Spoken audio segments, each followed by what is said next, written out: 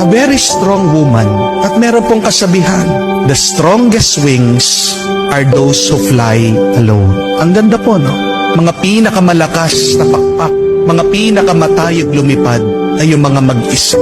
When you are alone, God knows that you can do it. Bakit pinapabayaan ka ng Diyos sa mag-isa? Kasi alam niya kaya mo. Kasi alam niya malakas ka. Kasi alam niya ikaw lang sa iyong kakayahan magtatagumpay ka.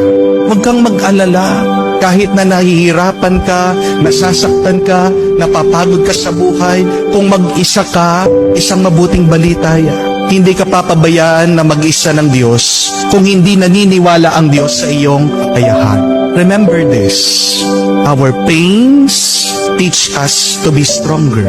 Our tears teach us to be braver. And our broken hearts teach us to be wiser.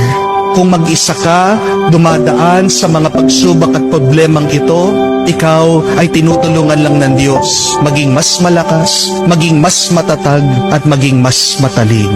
Trust in your ability. Trust in yourself. Magtiwala ka sa sarili mo dahil nagtitiwala ang Diyos